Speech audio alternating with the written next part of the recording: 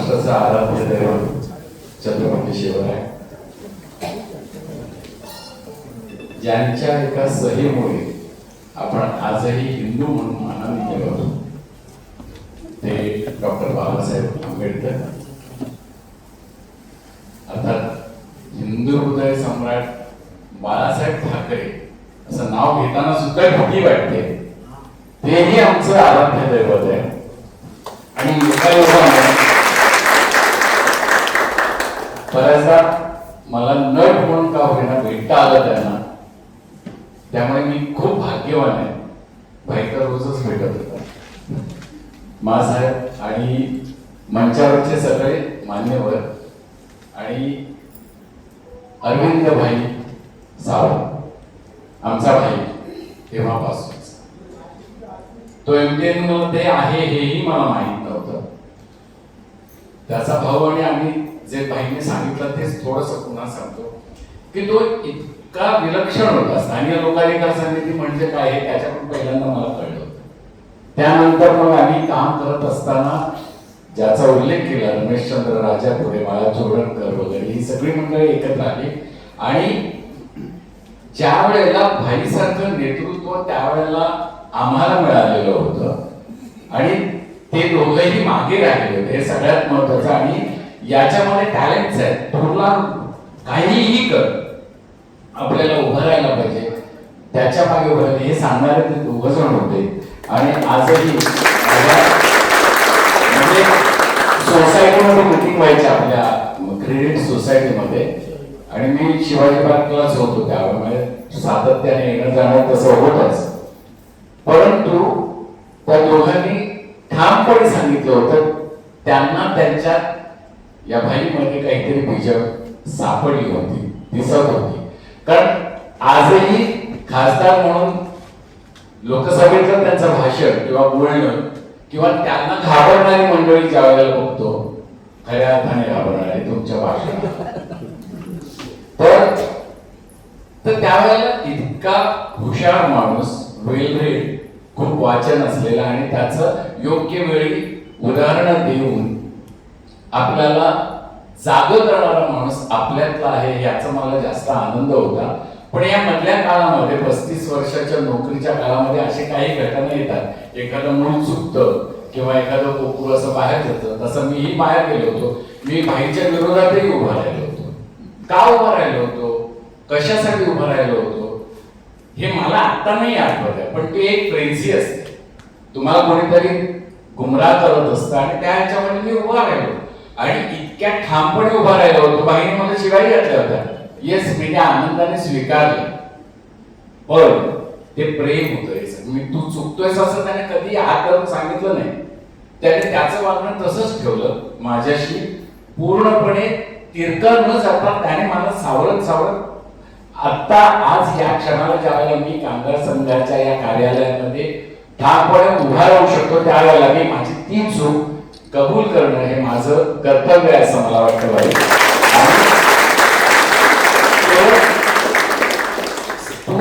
तू सत्कार करतोस म्हणून नाही, त्याच्यात अजिबात मी घाबरत नाही की तू सत्कार करते म्हणून तुझं कौतुक करेन वगैरे, तसं नाहीये. तू ज्या पद्धतीने स्वतःला तयार केलंस, म्हणजे ज्यावेळेला पहिला आमदार म्हणून वर्षावर गेलो होतो त्यावेळेला मी होतो सोबत.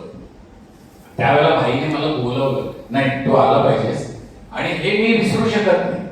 मनोहर जोशी ज्या वेळेला मुख्यमंत्री झाले होते त्यावेळेला भाईला काही महत्वाची मंडळी मला हवेत, त्याच्यात मी होतो. पण त्यानंतर मग पुढे बरंच झालं, काही सरकारी कमिट्या होत्या, त्याच्यावर भाईंनी मला विचारलं की तू अमुक अमुक कमिटीवर जा, साहित्य सांस्कृतिक मंडळाच्या. तर म्हटलं अरे भाई मी ऑलरेडी तिथे आहे, दुसरं काहीतरी करूया. म्हणजे ठीक आहे असं म्हणून. पण हे माझ्या आजही लक्षात आहे. आणि ज्या वेळेला शक्य होतं त्या वेळेला भाईंनी आपल्या बरोबरीच्या सगळ्या लोकांना योग्य पद्धतीने योग्य स्थानी बसवण्याचं काम केलं. आज या क्षणी मात्र मी हे बोलत असताना या मधल्या काळातले सगळे काही पाट्या पुसून टाकायचे असतात, नव्याने लिहायचं असतं. तसं नव्याने लिहिण्याचे उद्योग आमचे बऱ्याच वर्षापासून सुरू आहेत. म्हणजे माझ्या भैयाला खासदारकीला उभा राहिला होता बरोबरीने माझा भाऊ काम करत होता त्या संबंध विभागामध्ये. त्यानंतर एक डार्क हॉर्स म्हणतात आपल्या याच्यामध्ये, की तो लक्षात येत नाही पण हा जिंकणार असं सांगणारी मंडळी ज्या वेळेला मी साहित्य संघाचं काम करत होतो म्हणजे गिरगावर, तर त्यामुळे मला तिथून कळत होतं उसके विरोधी मत जाना, डार्क हॉर्स है वो, कब निकल जाएगा आगे पता नहीं चलेगा आपको. हे मी ऐकलेलं आहे आणि आज हे मला सांगताना अभिमान वाटतो की भाई माझा मित्र आहे, भाई माझा दादा आहे.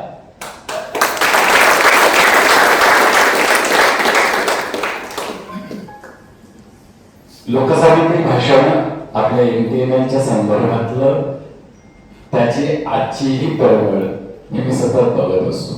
मी ज्या वेळेला MTNLच्या सगळ्या चुकून मला वरळीचं केंद्र जे आहे तिथे जायला लागलं, मला वाटतं तिथे काहीतरी कमिशनर्सची ऑफिसेस आली, तर तिथे सही करायची होती माझ्या एका पेपर्सवर म्हणून गेलो.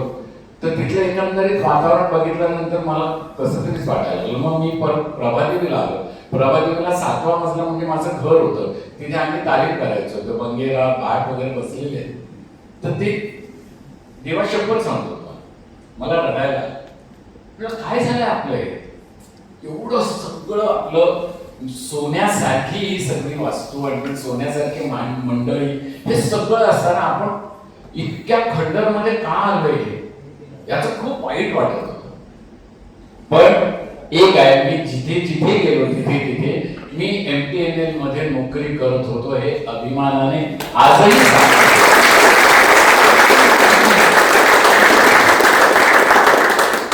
या सरकारच्या पुस्तकामध्ये सुद्धा माझा परिचय जिथे केलेला आहे त्याच्यामध्ये 35 वर्ष MTNL मध्ये नोकरी केली याचा उल्लेख केलेला आहे आणि तो मला जास्त महत्वाचा वाटतो.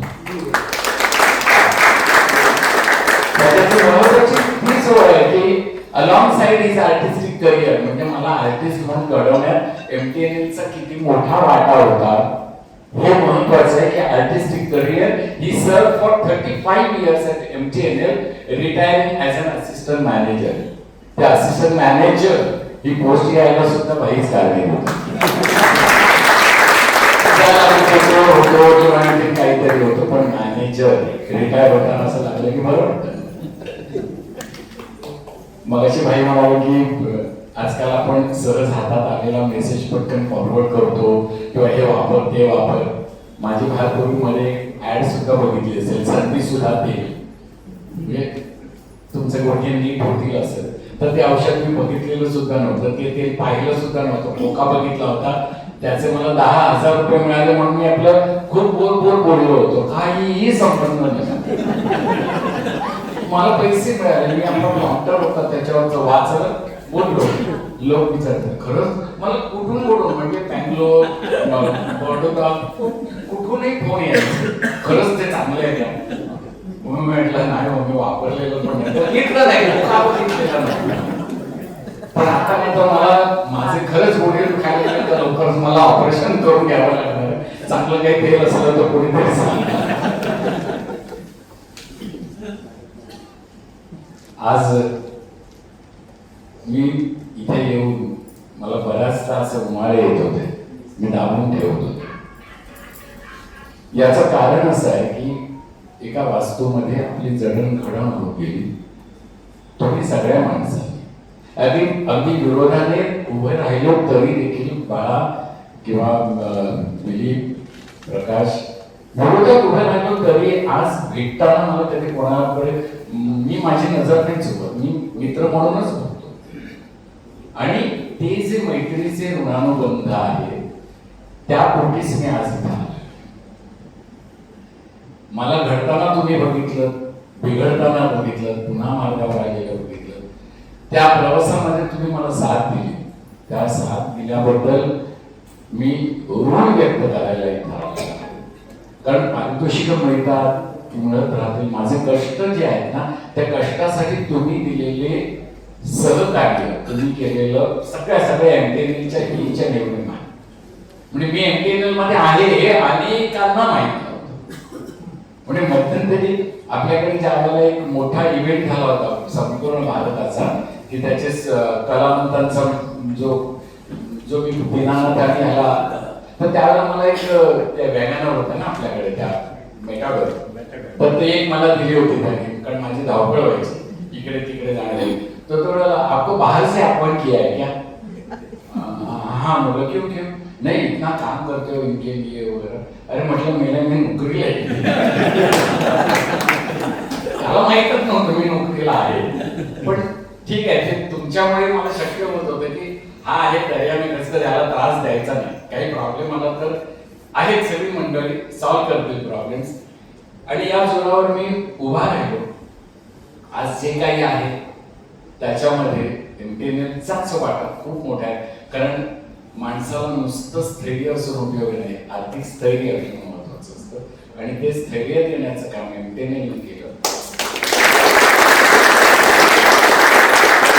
आज माझ्या घरी पेन्शन जी येते त्याच्यामुळे मी निवांत नाहीये, मला अजून काम करायचंय, पण मला प्रोत्साहित करण्यासाठी काही गोष्टी आवश्यक असतात, ज्याच्यासाठी भाई आणि मंडळी आणि सगळेच लोक एमटीएनएल मधल्या सगळ्याच संस्थांनी लढले आणि ती मिळवली. ज्या दिवशी ते लेटर आलं एमटीएनएल ची पेन्शन आता मिळणार आहे, त्याच्या दुसऱ्या दिवशी मी राजीनामा दिलेला. त्याच्यात ते लेटर बघितलं, मात्र दुसऱ्या दिवशी राजीनामा दिला, व्हॉलेंटरी घेतली आणि कामाला लागलो. आणि खरं सांगतो, तुमच्या सगळ्यांच्या आशीर्वादाने भाई मी तेव्हापासून आजपर्यंत खूप काम करतोय, खूप बिझी आहे, आणि ते केवळ एमटीएनएल मुळे हेही सांगतो. कारण तेव्हा असताना थोडं काम करत होतो, आता जरा जास्त करतो, आणि यांच्या वाट्याला म्हणजे माझ्या बायकोच्या वाट्याला कमी असतो मुलाबाळांच्या वाट्याला, कारण पर्यायच नसतो, आम्हाला बाहेरच जावं लागतं, परफॉर्म करायचं असतं. मी मधल्या काळामध्ये संस्कार भारती नावाच्या संस्थेचं संपूर्ण भारतभराचा नाट्यविधीचा प्रमुख झालो, आणि त्यांचं एक महत्वाचं काम मी करायला सुरुवात केलं, आणि त्याच्यातून मला आणखीन एक वेगळं विश्व सापडलं. हा सत्कार एका वेगळ्या पद्धतीने तुम्ही करून आणलात, म्हणून मी आभार नाही म्हणणार, मला तुमच्या गुणात राहायचंय. फक्त मी हे जे पारितोषिक आहे ते मुद्दा आज इथं घेऊन आलोय, मी ते भाईच्या हातात घेणार आहे, कारण एमटीएनएलच्या सगळ्या कर्मचाऱ्यांच्या